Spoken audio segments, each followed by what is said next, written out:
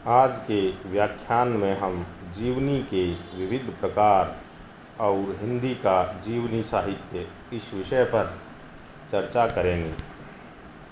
जीवनी के निम्नलिखित प्रकार अभी तक अस्तित्व में आए हैं। पहला है आदर्शात्मक जीवनी। आदर्शात्मक जीवनी वह होती है जो लेखक एक विशेष आदर्शात्मक ढर्रे पर सतों महात्माओं आदि महापुरुषों की जीवनी का वर्णन करता है। हिंदी के मध्यकालीन साहित्य में हमें इस प्रकार की बहुत सी जीवनियाँ मिलती हैं। 84 वैष्णवन की वार्ता, 252 वैष्णवन की वार्ता, कबीर परिचय आदि सैकड़ों जीवनियाँ प्राप्त हैं। इनमें संतों महात्माओं अथवा महापुरुषों की जीवन घटनाओं का बड़ी श्रद्धा के साथ अतिरंजनापूर्ण अलौकिक वर्णन किया जाता है। दूसरी है उपदेश प्रधान जीवनियाँ। जीवनियों की यह कोटि भी आदर्शात्मक कोटि है। इस प्रकार की जीवनियों में लेखक अधिकतर उन महापुरुषों की जीवन गाथा प्रस्तुत करता है जिनका चरित्र आदर्श रूप होने के कारण समाज के लिए उपदेश रूप होता है। हिंदी में इस प्रकार की जीवनियों की अधिकता है। उदाहरणार्थ आनंद प्रकाश जैन लिखित महात्मा गांधी, नेहरू, तिलक तथा सुखदेव लिखित तिलक, श्री अरविंद, लाला लाजपत राय आदि की जीवनियाँ ले सकते हैं। तीसरा है घनिष्ठ परिचितों और संबंधियों द्वारा लिखी गई जीवनियाँ। बहुत सी जीवन गाथाएँ ऐसी होती हैं जो व्यक्ति विशेष से पूर्ण परिचित या घनिष्ठ संबंध रखने वाले व्यक्तियों द्वारा लिखी जाती हैं। अधिक परिचित व्यक्ति द्वारा लिखी गई जीवन कथाओं में या तो श्रद्धा भावना की अतिरेकता रहती है या फिर यथार्थ चित्रण का प्राधान्य। हिंदी में इस कोटि की जीवनियों का सुंदर उदाहरण इंद्र विद्या वाचस्पति लिखित मेरे पिता है। चौथा प्रकार है साधारण जन संबंधी जीवनियाँ। अधिकतर लोगों की प्रकृति महापुरुषों की जीवनियाँ लिखने की ओर ही रही है, किंतु इधर यथार्थवाद के अधिक प्रचार के फलस्वरूप साधारण व्यक्तियों की जीवनियाँ भी लिखी जाने लगी हैं। कभी कभी यह जीवनियाँ काल्पनिक होती हैं। इस कोटि के जीवनी लेखक के लिए संसार का कोई भी व्यक्ति जीवनी लेखन के लिए अनुपयुक्त नहीं होता। इस कोटि की जीवनियों में लेखक की श्रद्धा कम और सहानुभूति अधिक होती है। हिंदी में इस कोटि की बहुत सी जीवनियाँ उपलब्ध हैं। उदाहरणार्थ जैनेन्द्र कृत ये और वे, हर्षदेव कृत मुरली का बास। पांचवा प्रकार है अनुसंधानात्मक या ऐतिहासिक जीवनियाँ। इस कोटि की जीवनी लेखक का लक्ष्य व्यक्ति विशेष की जीवन गाथाओं की अज्ञात से अज्ञात घटनाओं और विवरणों को ढूंढ निकालना होता है। उन विवरणों के प्रकाश में वह उस व्यक्ति की सच्ची जीवन गाथा सामने रखता है। हिंदी में इस प्रकार की जीवनी का उदाहरण अयोध्या प्रसाद कृत जैन जागरण के अग्रदूत नामक रचना है। इस रचना में 37 महापुरुषों के अनुसंधानात्मक जीवन वृत्त दिए गए हैं। फिर है मनोवैज्ञानिक जीवनियाँ। इस प्रकार की जीवनियों में अधिकतर लेखक का लक्ष्य मानव मनोविज्ञान के प्रकाश में व्यक्ति विशेष की जीवन गाथा की व्याख्या करना होता है। हिंदी में इस कोटि की बहुत सी रचनाएं उपलब्ध हैं। उनमें राम वृक्ष बेनीपुरी कृत, कार्ल मार्क्स राहुल सांकृत्यायन कृत, दत्तालीन, कार्ल मार्क्स लेनिन आदि हैं। फिर है कलात्मक जीवनियाँ। इस कोटि के जीवनी लेखक व्यक्ति विशेष के उन्हीं पक्षों का उद्घाटन करते हैं जो मानव की सौंदर्यात्मक वृत्ति को परितुष्टि करने में समर्थ हैं। उमेशा मिश्र कृत विश्व कवि रविंद्रनाथ, लुई पाश्चर कृत गांधी जी की कहानी, कृपलानी कृत महात्मा गांधी आदि। आठवां प्रकार है व्यंग्यात्मक जीवनियाँ। जीवनियों की यह कोटि अंग्रेजी साहित्य में बहुत प्रतिष्ठा पाती रही है। इस कोटि की जीवनी में लेखक प्रतीक, योजना और कल्पना का अधिक सहारा लेता है, वह ऐसे काल्पनिक चित्र खींचता है जो किसी व्यंग्य को व्यंजित करने में समर्थ हैं। हिंदी में ऐसी जीवनियाँ बहुत कम हैं।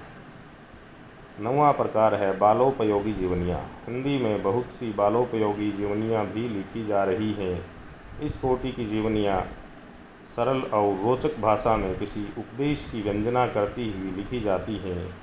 इस कोटि की जीवनियों में प्राणनाथ, वानप्रस्थ, चंद्रशेखर आज़ाद, सम्राट अशोक, सरदार भगत सिंह आदि हैं।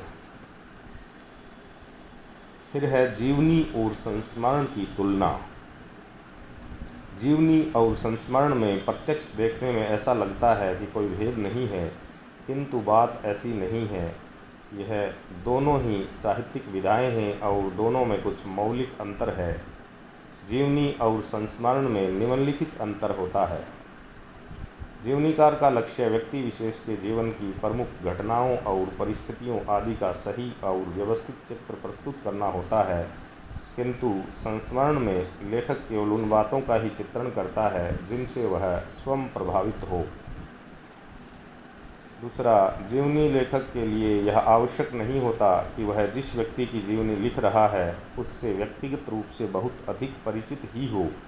कभी कभी वह महापुरुषों की जीवनियाँ श्रद्धा भाव से प्रेरित होकर प्राचीन उपलब्ध विवरणों के आधार पर भी लिख डालता है, किंतु संस्मरण के लिए यह नितांत आवश्यक होता है कि लेखक ने उस व्यक्ति या वस्तु का साक्षात्कार किया हो जिसका संस्मरण लिखा गया है।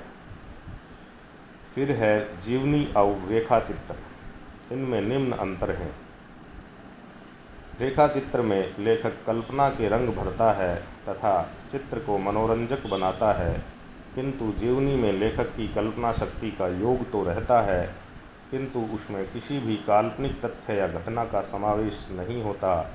जीवनी में केवल तथ्यात्मक और सत्य घटनाएं ही होती हैं।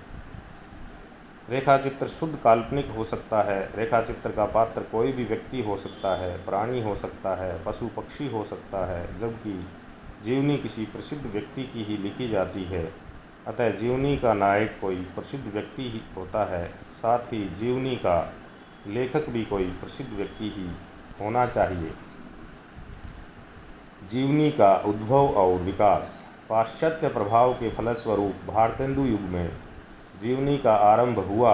हालांकि भक्ति काल में भक्तमाल और वार्ता साहित्य मिलता है, जिनमें भक्तों व संतों के चरित्र को अलौकिक महिमा संपन्न रूप में अति रंजनापूर्ण शैली में उपस्थित किया गया है, अतः उसकी विश्वसनीयता संदिग्ध हो गई है। भारतेंदु कृत, चरितावली, बादशाह दर्पण, पंच पवित्र आत्मा, बाल मुकुंद गुप्त कृत, प्रताप नारायण मिश्र की जीवनी, कार्तिक प्रसाद खत्री कृत, मीराबाई का जीवन चरित्र तथा शिवाजी का जीवन चरित्र, ईसाई मिशनरियों द्वारा लिखी गई कुछ जीवनियाँ तथा जीवनियों के कुछ अनुवाद भारतेंदु युग के जीवनी साहित्य के अंतर्गत हैं। प्रारंभिक प्रयास होने के कारण इस युग की जीवनियों में शुष्कता की मात्रा अधिक है और उनमें जीवन चरित्रोचित औदात्य का अभाव है। द्विवेदी युग में जीवनी लेखन की दिशा में संतोषजनक विकास हुआ और यह परंपरा उत्तरोत्तर रूप में आधुनिक काल तक देखी जा सकती है।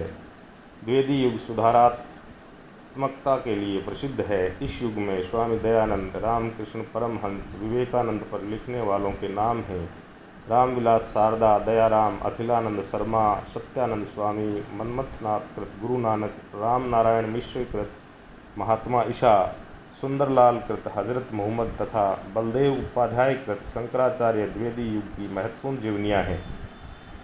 जीवनी युग की समाप्ति के बाद भारतीय जीवनाकाश में स्वतंत्रता, प्रेम तथा महात्मा गांधी के व्यक्तित्व का प्रभाव गहरा हो गए।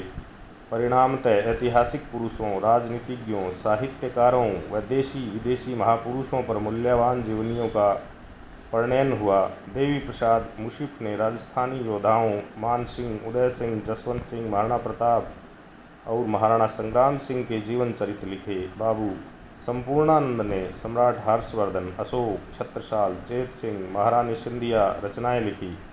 राजनीतिज्ञों में गांधी, नेहरू, राजेंद्र प्रसाद, पटेल पर काफ़ी जीवनियों का परिणयन हुआ। साहित्यकारों की जीवनियाँ अपेक्षाकृत कम मात्रा में लिखी गई, किंतु जो लिखी गई वे बहुत ही महत्वपूर्ण हैं। प्रेमचंद के पुत्र अमृत राय ने प्रेमचंद की जीवनी कलम का सिपाही तथा रामविलास शर्मा द्वारा लिखित निराला की साहित्य साधना वस्तुतः हिंदी साहित्य के गौरव ग्रंथ हैं। शांति जोशी कृत पंत की जीवनी, विष्णु प्रभाकर रचित शरत चंद्र की जीवनी आवारा मसीहा उक्त साहित्य का श्रृंगार है। आधुनिक युग में विदेशी भाषाओं में लिखी गई महत्वपूर्ण जीवनियों का भी अनुवाद हिंदी में हुआ। इस दिशा में बनारसी दास चतुर्वेदी, रामनाथ सुमन, लाल बहादुर शास्त्री तथा राम नारायण चौधरी के प्रयास प्रशंसनीय है। हिंदी का जीवनी साहित्य विषय वैविध्य की दृष्टि से पर्याप्त आशाजनक बन पड़ा है। धन्यवाद।